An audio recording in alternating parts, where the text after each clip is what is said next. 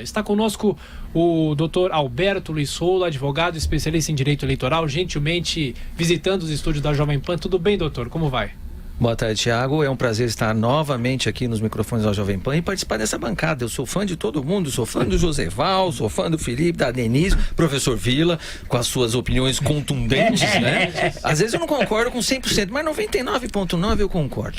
Então é um prazer, é uma alegria estar aqui, eu me sinto muito honrado. O senhor estava dizendo que, fora do ar, que o terceiro voto é a incógnita. Que leitura que o senhor faz do julgamento até agora? Um voto bastante extenso do desembargador João Pedro Gebran Neto, mas de qualquer forma o placar de 1-0.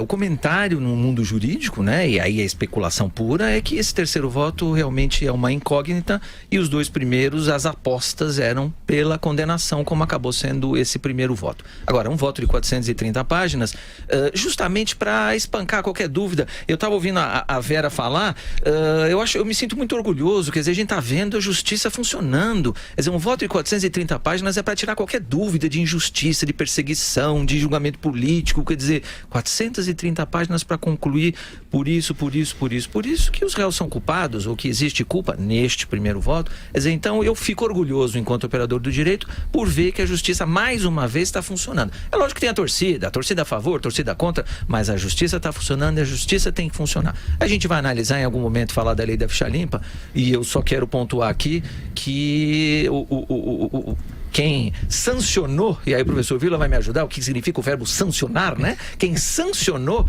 a lei da ficha limpa foi o então presidente Lula. Então ele não pode reclamar agora que a lei vai ser aplicada contra ele, pô. Né? E aí, aplica-se a lei contra ele no caso de uma condenação, vamos dizer que nós não sabemos ainda, se for por 3-0 e tal, depois de resolver a questão, nesse caso dos embargos declaratórios e tal, a lei serve para o Lula também ou não? Pois é, com certeza, né? Ele inclusive sancionou, portanto concordou com a lei, e a lei fala, artigo 1º, inciso 1, letra I. Esse aí a gente decorou hoje. Diz lá, o sujeito foi condenado por processo criminal, e aí são 10 itens de crimes, né? Do 1 ao 10. Um deles é corrupção passiva, lavagem de dinheiro, tá lá, que é exatamente o caso. Fica inelegível por 8 anos a partir da condenação. Então dá pra gente falar, professor Vila, Tiago, Joseval, Denise, Felipe, que a partir de hoje, se a condenação for por 3-0, um já tem, a partir de hoje o Lula está inelegível. O problema é, quem aplica a inelegibilidade é a Justiça Eleitoral. No acórdão do TRF não vai estar escrito lá, o Lula está inelegível a partir de hoje, como na sentença do Sérgio Moro não estava escrito, o Lula fica inelegível. Não, quem decide, quem aplica a lei da ficha limpa é a Justiça Eleitoral em agosto, Joseval. E é necessário, portanto, que a Justiça Eleitoral se manifeste para que se aplique o princípio. A lei fala, né? A lei eleitoral diz, nós estamos em 2018, ano eleitoral. O prazo para todo mundo pedir registro é 15 de agosto. O registro de presidente da República é feito no TSE. Não sei se vão ser 5 candidatos, 8 candidatos, 12 candidatos, não importa. Até dia 15 de agosto, os pedidos estão lá na Justiça Eleitoral, lá no TSE. Um deles deve ser o do Lula. Então, dá para ele dizer, imagino que ele está lá no sindicato agora, lá em São Bernardo, vai dizer, eu sou candidato, hoje ele vai dizer, amanhã ele vai dizer, e juridicamente não está errado. Ele não vai ser considerado mentiroso por dizer que ele é candidato hoje e amanhã. Porque a gente tem que esperar a decisão do TSE sobre o deferimento ou indeferimento. Como é essa manifestação? Se é que ele se inscreva, né? Quer dizer, claro. só me desculpe, ele primeiro precisa manifestar o desejo de ser candidato. E o desejo legal é no momento que ele solicita junto ao Tribunal Superior Eleitoral, né, registra a sua candidatura. É nesse momento, quando a justiça é provocada, é que ela vai dar a resposta. Caso contrário, não há uma declaração de inelegibilidade, né? Exatamente. Fica aquela inelegibilidade latente, porque houve a condenação, mas se ele não for candidato, a gente não precisa declarar essa inelegibilidade. Perfeito. Felipe tá Como perfeito. que é a manifestação do TSE? Eles têm que se reunir todos votam? Então, como que é isso, doutor? Como é que é feito o julgamento de registro de todos os candidatos, não só de presidente? Eles vão apresentar, como falou o professor Vila, esse pedido de registro acompanhado de uma série de documentos. Hoje é tudo pela internet, hoje é tudo digital, antes era físico, hoje é tudo digital. Vão juntar lá todos os documentos, a gente chama, né? Eu dou aula lá na faculdade, a gente chama vão cumprir as condições de elegibilidade que estão na Constituição e vão mostrar que não estão incidindo ou caindo em nenhuma situação de inelegibilidade. Então são duas coisas que a Justiça Eleitoral vai avaliar: cumpre as condições de elegibilidade. Vou dar exemplo só. Filiação partidária, domicílio eleitoral, idade mínima para presidente da República, 35 anos. Então, cumpriu essas condições? Tá.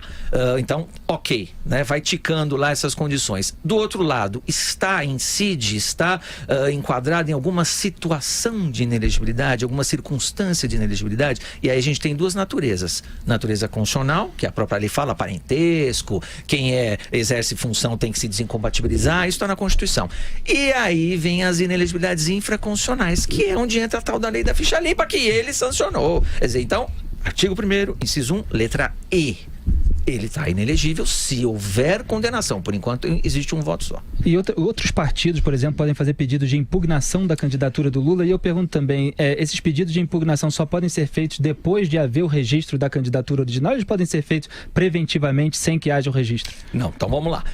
Apresentado o registro, juntados esses documentos, a partir do dia 16 de agosto, portanto, o dia seguinte, o TSE já tem condição de começar essa análise e começar o julgamento. Vai ser publicado um edital para tornar público, conhecido para todo mundo, que o candidato A, B ou C pediu o registro para concorrer à presidência da República. A partir daí, então, corre o prazo para impugnação. Sua expressão está corretíssima. Quem é que pode impugnar?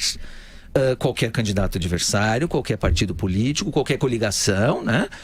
E o Ministério Público. Então, aí haverá impugnação, tem amplo direito de defesa, contraditório, e aí o TSE julga. O Thiago perguntou, como é que julga? É o órgão colegiado, 7 ministros, como a gente viu em algum momento aí, julgamento chapa Dilma Temer, eu estive aqui na Jovem Pan, são 7 ministros, mudou a composição, vai mudar de novo, são 2 ministros que vão sair, o ministro Gilmar Mendes sai, acho que a semana que vem, o ministro Luiz Fux sai mais um pouco para frente, então vai mudar a composição, mas são 7 ministros que vão julgar. Agora tem prazo de recurso. Agora, outra coisa que a lei fala, é importante destacar isso, o prazo para o TSE julgar os pedidos de registro, Felipe, é até, diz a lei, 20 dias antes da eleição, que vai dar, Josival, 17 de setembro. Então agora, até o dia 17 de setembro tem que estar julgado. Agora, Torrolo, por que teve já vários candidatos à prefeitura e mesmo governador que tinha ficha suja, indo contra a lei da ficha limpa e conseguiram se eleger, inclusive? Perfeito. O que acontece é que a própria lei permite, como a gente está falando de exercício de cidadania, né, o sujeito ser candidato e receber votos, né, dos cidadãos, eleitores, a própria lei diz que enquanto não houver o julgamento definitivo, ele pode ser candidato. Então isso vai aplicar para o Lula, se for o caso, e no seu exemplo aplicou e aplica para os prefeitos e aplica para os governadores também, e para deputados, né? Vamos falar só do executivo. Então acontece sim, porque aí tem os graus de recurso, ainda que, vamos imaginar prefeito, o juiz eleitoral na primeira instância julgou o registro, deferiu, indeferiu, houve recurso, o TRE examinou, deferiu, indeferiu, tem recurso para o TSE. Então acontece sim, às vezes, da justiça acabar julgando o registro depois que o mandato já começou. Isso acontece de monte. Nós poderíamos chegar nesse limite, então, de o Lula ser candidato, eventualmente, de ser eleito, não, com essa instabilidade, não dá, considerando essa possibilidade. É dia 17. Não, mas ele falou que já teve eleição, inclusive, se não tiver o julgamento final. Haveria esse risco institucional? Olha, 17/9 no TSE, Vila, mas sim, aí vai caber recurso para STF também, né? Então, o que a lei fala? Na instância ordinária, para efeito presidente da República, imagine que a instância ordinária é o TSE, mas ainda tem recurso para o STF e dá para pedir efeito suspensivo, quer dizer, realmente é um imbróglio jurídico. Pode ser condenado, se candidatar, ser eleito e exercer o mandato até a decisão final do Supremo. Vai depender, Joseval, do deferimento e indeferimento. O que a lei fala? Se o sujeito concorrer com o registro impugnado, indeferido, não impugnado, Felipe, indeferido, aí os votos são nulos. Aí os votos vão aparecer zero. Mas ele está lá concorrendo. E aí a lei fala, vai depender, essa contagem desses votos vai depender do deferimento quando acontecer. E aí, Denise, pode acontecer em janeiro, fevereiro, março de 2019, vamos imaginar. Eu estava pensando nessa situação pelo discurso dele de vítima, de perseguição. Talvez ele insistisse num processo como esse, exatamente para, havendo o risco de depois ser impugnada a candidatura dele ou a eleição, né, nesse caso, na suposição de que isso ocorresse, ele alegar perseguição política. Agora, eu não tenho dúvida, Denise, que Uma vez terminado o julgamento hoje pela condenação, ele está inelegível e o TSE vai reconhecer essa inelegibilidade até o dia 17 de setembro. Se vai ter recurso ou não vai ter recurso é um problema dele, mas com o registro indeferido, o voto dele vai aparecer lá 0. Então, realmente o eleitor, eu não quero aqui causar nenhuma sensação de terror, sei lá o quê, mas um voto em alguém que está com registro indeferido naquela altura do campeonato pode ser um voto perdido. Outra coisa, doutor Rolo, a inelegibilidade não tem nada a ver com o trânsito em julgado de sentença condenatória, né? Não, Joseval, porque a lei da ficha limpa fala condenação transitada em julgado ou decisão proferida por órgão colegiado. E aí há um questionamento, sob o ponto de vista constitucional, justamente entendendo que esse ponto da lei seria inconstitucional, porque aí está ferindo a presunção de inocência. Porque você fala em condenação então por órgão colegiado. a lei, não a decisão de Porto Alegre. Já foi questionada, Joseval, e o STF decidiu por maioria que a lei é constitucional. E mesmo que o TSE declare Lula inelegível até 17 de setembro, ele poderia, por exemplo, participar de debate eleitoral na televisão? A lei assegura a participação de todos os atos, pode fazer passeata, carreata, comício, propaganda no rádio e na televisão, todos os atos até o julgamento definitivo do registro. Aí poderemos ter... O senhor já quer fazer a sua análise também, antes da gente ir para o intervalo? O senhor não fez a análise ainda, depois o Felipe também vai fazer. Eu quero fazer, é muito breve, porque eu queria colocar uma questão para o Dr. Rolo, porque claro, a gente está recebendo todas essas informações, pensando nessa hipótese da condenação por 3-0, aí no caso teria os embargos declaratórios, são muito rápidos, tal. Inclusive eu estava lendo o regimento do TRF da 4ª Região, mas aí é uma questão, essa é uma questão, a questão eleitoral é outra, né? A gente saber distinguir as duas questões. Então, quando a possibilidade de, usando uma expressão popular, de melar o jogo, ou seja, que o PT vai jogar para melar o jogo, ou seja, o slogan eleição sem o Lula é golpe, eles vão colocar em prática legalmente. De que forma legalmente? Vão fazer a inscrição da chapa, né? Do partido, que vai seguir todos esses itens e vai bater na lei da ficha limpa. Aí vai ser negado, né? Vai ser indeferido o pedido, creio que essa deve ser a expressão correta, né? Vai ser indeferido. Eles vão entrar com recurso. Enquanto isso, paralelamente a isso, está ocorrendo a propaganda eleitoral. Começa quando a propaganda na TV? Em agosto? A propaganda em geral começa dia 16 de agosto. 16 de agosto. Então, 16 de agosto vão ter um mês quase de campanha eleitoral. Tem uma campanha no rádio e TV, eles estão nas ruas, etc. tal. Aí o pedido, mesmo que eu creio que o TSE vai ter a prudência, espero, de apreciar rapidamente a solicitação, qualquer pedido de impugnação, já resolveu mais rápido. E eu presumo que o STF, dada a gravidade da situação, porque poderíamos entrar numa crise terrível política eleitoral mais grave da história brasileira, né? Então eu creio que o STF vai tentar ser o mais rápido possível, mas mesmo assim nós vamos estar nos aproximando do dia 7 de outubro, que é o dia da eleição do primeiro turno, quase que, vamos dizer que dê tudo certo, resolvendo a questão, vamos ver que chegasse no STF e o STF resolvesse. Mas é muito provável que não ocorra isso, né? Então, é possível, então, que na urna eletrônica esteja lá a foto do Lula, o número 13, que vai ser o número, evidentemente, que ele vai levar à eleição, mas na hora que alguém digitar o 13 e ser considerado nulo, pelo que o senhor falou, né?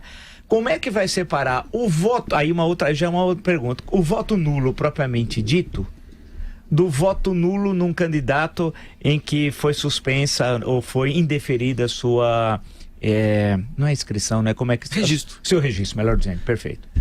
Vou lembrar o que falou a Denise. Isso já aconteceu para prefeitos e já aconteceu para governadores. A urna eletrônica, o programa, consegue fazer essa separação. O que é voto nulo original, que o eleitor quis votar nulo, sim. E o que é voto que foi atribuído ao número 13 confirma e por enquanto não está sendo considerado. Na verdade, o resultado oficial, e é o que aconteceu com prefeitos, é o que aconteceu com governadores, o resultado oficial da Justiça Eleitoral vai ser candidato Lula, 0. Portanto, qual vai ser a proclamação do resultado nessa hipótese? Eventualmente, o segundo colocado é que vai ser considerado eleito. Agora, ele pode estar preso, né? Hipoteticamente, também ele pode ser preso. Como é possível um candidato, alguém preso, ser candidato? tem aquele problema. E eu ouvi os programas nos últimos dias, e o senhor falou disso, né? Tem essa questão do sujeito não pode estar na linha sucessória processado, e como é que ele vai ser candidato e tomar posse e preso? É uma incoerência, mas infelizmente o direito não é matemática. Então, acontece, e o senhor tem razão de atentar para essa incoerência. É possível ele ser preso e ser candidato, só que ele não vai conseguir fazer campanha, mas os outros fazem por ele. E já aconteceu no passado de prefeito, por exemplo, aí eu estou falando de novo de executivo, de tomar posse e exercer eventualmente o mandato preso numa situação, já aconteceu.